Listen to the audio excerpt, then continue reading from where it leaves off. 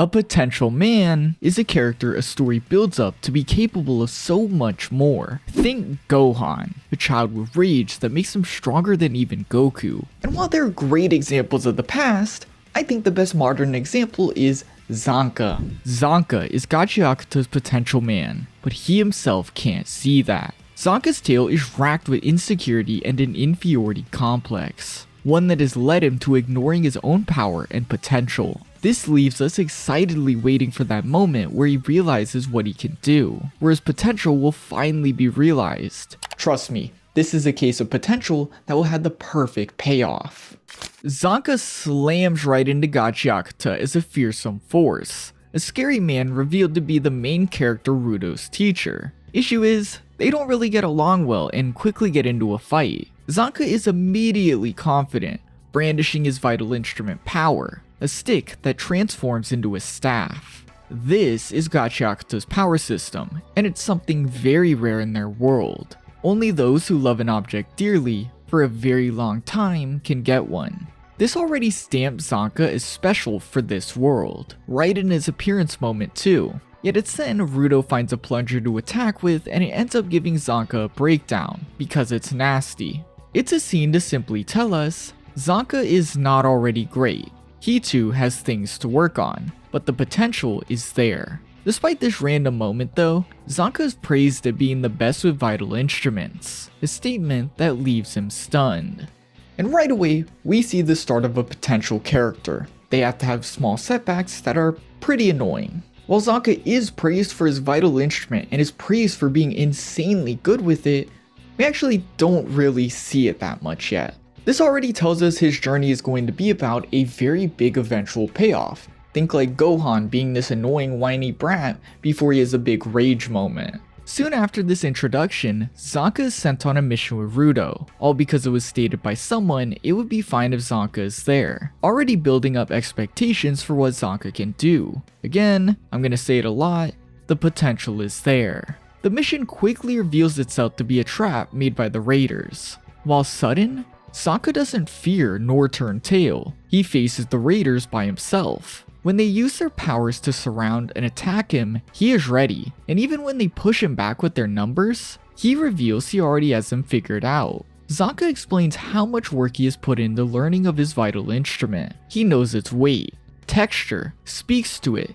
He has practiced so much with this power, and the point is, he can win this because of that. He smashes the floor and feels out vibrations through the stick, before one-shotting both of the raiders with one strike.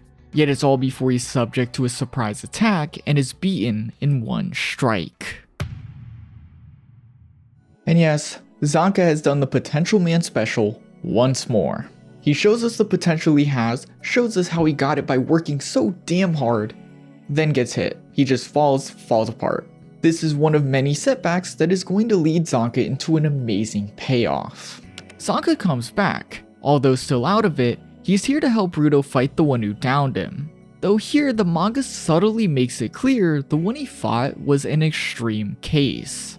Jabber, the one who knocked him out, simply put, is a maniac. He possesses huge claws covered in poison, and his personality complements such a crazy weapon, going as far as knocking himself out to get crazier when fighting Rudo. It's to say, Zanka is not weak. Yes, he lost, but it doesn't mean he isn't immensely powerful in his own right. He is not a fraud by any means, as his potential is still clearly there. Together, Rudo and Zanka team up to fight back against the crazed Jabber, Zanka developing an insane plan to have Rudo deflect him with his powers into Jabber. And when they try, well, it works. They continue to push Jabber back before they get the knockout, winning completely. Or at least they thought. Jabber had actually poisoned both of them and begins to leave, but thankfully, he's stopped by others. Zanka has proven a very big point with this fight. He is someone who works harder, way harder, than every single other person. Even if his fight ended in a rocky way, that statement was clear. Zanka not only started out strong, but devised a plan that, as weird as it sounds, actually worked to fight off someone way stronger and way crazier than everyone else there. But to contrast this to his weapon, It's a stick. One of the lamest powers we see in this series. Like Gachiakuta has magical dolls, gloves that transform everything, and even necklaces that open doors to souls. But Zanka has a stick. This is a pretty simple and smart visual way to show how much work Zanka puts in, that he can compete with these ultra strong opponents with this simple stick staff thing. Which is pretty crazy in its own right, but I think Urana is planning to take this even further in the future, and the stick is a very big part of his potential path. Just trust me, I'll explain it later. Zanka's next big moment is when they once again encounter raiders, being forced into a 5v5 against the group. And of course, Zanka fights Jabber. They're like rivals at this point. The fight becomes the center stage of this arc. It contains the duel that cements Zanka's character and his in-turn potential, all before setting up what we can likely expect for a payoff. After their initial clash, we're shown once again Jabber's skills, his claws and love for poison. The toxin's so strong that it surprises even him this time. This is before Zanka takes his stick, lifts up a huge piece of earth with it, and flips it at Jabber. The strength to do such a thing is crazy. Zanka is very powerful, and this was our reminder. Jabber was crushed by this, and so Zanka walks around. It couldn't be that easy, and it wasn't. Finally, Jabber responds, bursting out of the ground with his claws in their true state. Zanka viewing this becomes fearful. He wasn't even being serious? Jabber then begins to speak. Zanka doesn't need to hide. He's like him. He holds himself back to have a good fight, because he loves to fight the most. Jabber fully believes Zanka is holding back against him. He views the potential in Zanka, their strength despite the small stick. But Zanka looks down in size. He's all out of tricks. Like I said, this fight cements Zanka's character, and here is the very big main point. Zanka doesn't believe in his own power at all. You've seen the same things I have. You've seen Zanka's strength, his effort, his potential. It's so apparent that even Jabber, this ultra strong villain, sees it. But Zanka, the one who it belongs to, has no idea. Zanka has a very big inferiority complex. Despite what others say, he can't stop viewing himself as average. In his own words, he is an average Joe. The obvious link with this is that it's the reason why he works so damn hard. He is average, so he must work harder than everyone else just to compete. Though I think truth is, we can all agree Zanka has way more potential than he himself can see. He just refuses to give himself any credit. As Jabber closes in on Zanka, he calls him a genius. Reflecting on the title, he doesn't think he can beat him. Jabber is a real deal genius. He can tell by his eyes. Zanka thinks on the statement, ain't no way an average Joe can beat innate talent. Yet he then shifts, thinking it'll be satisfying beating him. The battle explodes into action once more. Zanka deflects Jabber's claws before narrowly avoiding an attack by throwing himself in the air. Jabber then jumps in before swirling his claws around like a twister, forcing Zanka to sit there stuck blocking. And I think it's only appropriate to once again highlight that Jabber is a monster. These claws are twice the size of Zanka's stick, and he has 10 of them, all on top of the poison and a crazy personality. If you get hit by these claws and somehow manage to survive, well, the poison is going to end the fight, all while Zanka on the other hand has a small stick. Zanka is not weak. Well, yes, Jabber is without a doubt overpowering him, but holding your own against Jabber is insane in its own right. That is the point of this. This is the worst matchup ever for Zanka. He should not stand a chance at all, yet he is in the fight with confidence. I think that says everything. The potential is there, the strength is there, the ability to back everything up is there. He just refuses to see it for himself. Jabber then delivers a rib-crushing kick to Zanka, taking advantage of his down state to trap him with his claws before readying to finish it. Yet Zanka catches the claws with his teeth. Again, crazy feat for someone who's so average. He then takes his staff and smashes it into Jabber's side, crushing his ribcage to send him back. With this, Zanka is fully on the attack, barreling towards Jabber as he screams about reaching his level. He will be an average person that beats a genius. Yet it's then Zanka is snagged by Jabber's claws. Like I said, one touch and it's over. Jabber walks up, hits Zanka with one more type of poison, and he's out, leaving nothing more than his stick standing. As I said before, Zanka is a character with insane potential who always receives a setback. He'll get a series of setbacks that eventually result in a very big payoff. Think of all the times Gohan had a mini power boost, but at the end of the day he was still a whiny kid. That is, till he reached Super Saiyan 2 and beat Cell. That's pretty much the situation we're building up with here. But, well, right now that's not important because we still haven't gotten the payoff. But thankfully, Gachiakuta has a mangaka that knows what they're doing. They know we don't just want to see another sour setback, so they actually gave us something to really connect the dots on Zanka. And so, it's about time we begin the backstory that makes us believe in Zanka even more.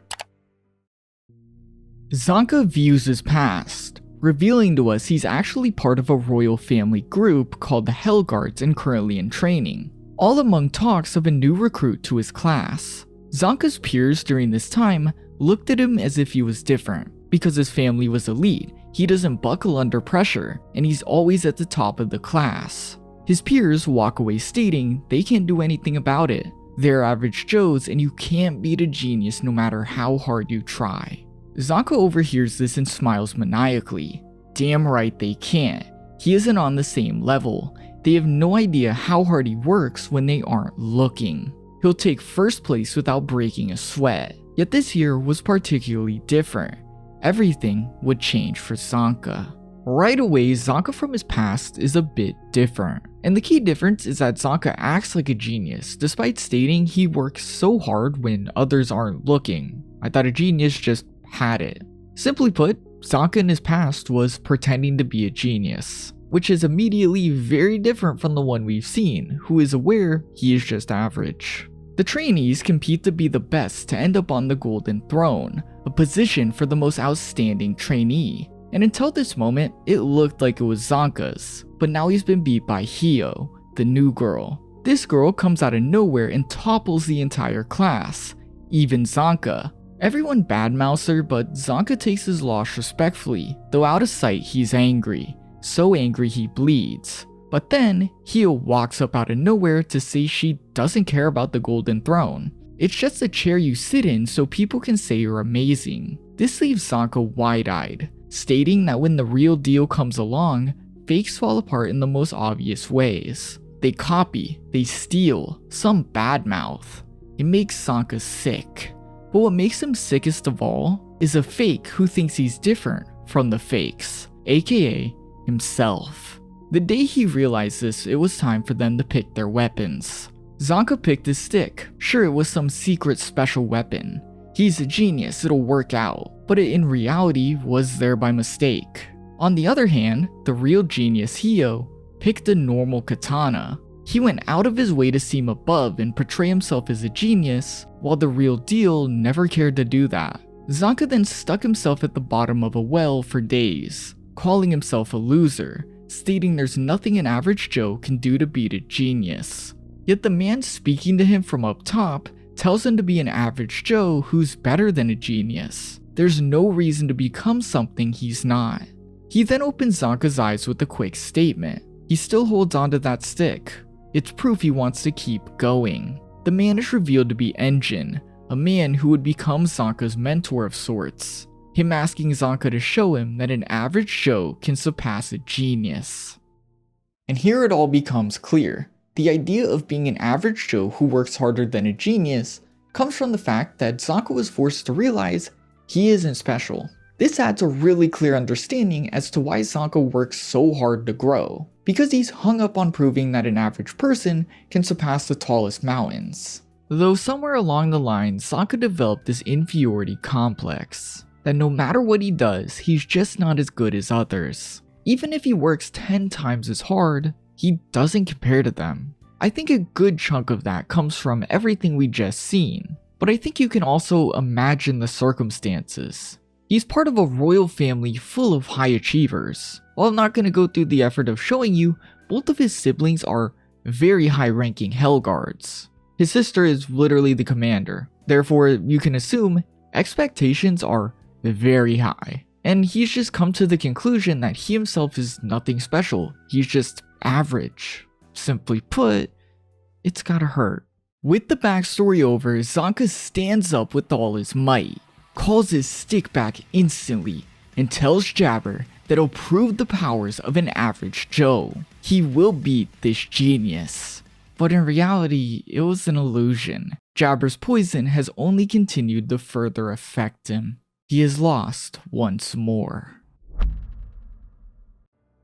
With this scene, we more than understand Zanka has so much potential. He works so hard, but at the same time, we understand why he refuses to accept that. He fails to see past his own insecurities to see how far he's come. Zanka's issues might be part power, but it's clearly a lot more mental. His mindset, what he thinks of himself, is what's holding him back from his potential. And with this, I love that Zanka just doesn't get his payoff moment. It doesn't come easy, as things like inferiority complexes, they aren't solved instantly. It takes lots of moments of growth before you come out of insecurities.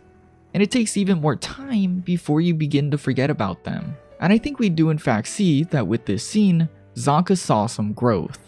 After this, Zanka is found meditating, it being said that Zanka always crawls back up. Defeat won't break him, he will make more of himself than a genius. Again, another way to say, Zanka has potential. It's then revealed due to a slight mishap, Zanka had a weird spell placed on him. And this is the perfect opportunity for Zanka to state a reason as to why he lost. But he laughs it off. He's just not good enough. He doesn't need anything nor anybody to feel bad for him. He got beat the worst and was useless. That was all him, so he just needs to get stronger. While this seems like another setback and just get back up moment, I think it's key Zanka realizes this is fully on him and he's willing to say it confidently. This isn't to prove that he's better than a genius in this moment, maybe he's finally getting over that, but it's to prove that he can be even more. And maybe this outlook is what we need to see some of his potential finally.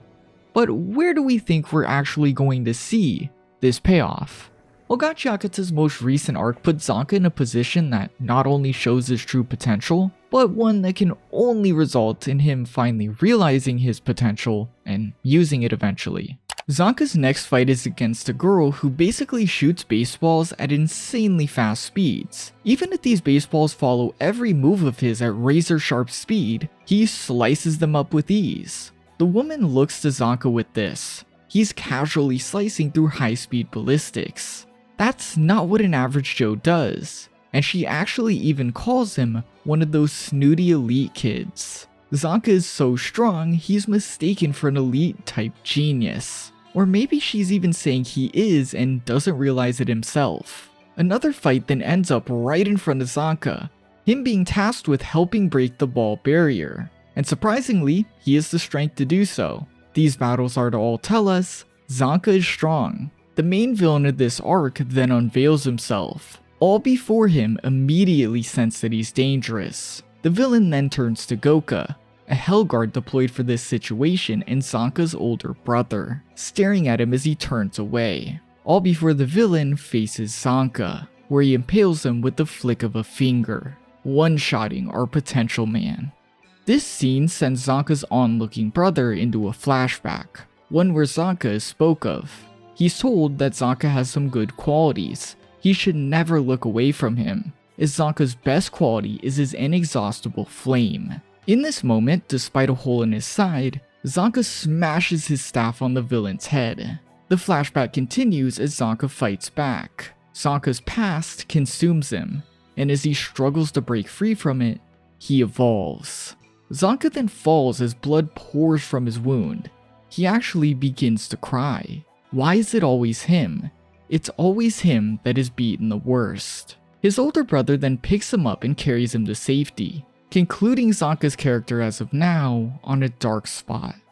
Zanka's best quality is his inexhaustible flame. Despite his troubled past, despite what he's been through, he continues on and continues to evolve. Even Zanka's family, the ones he thought he was lesser than, see this strength. They see that he has potential to evolve, to become greater. While yes, this is another setback moment, I think the main point of it all is clearer than ever before.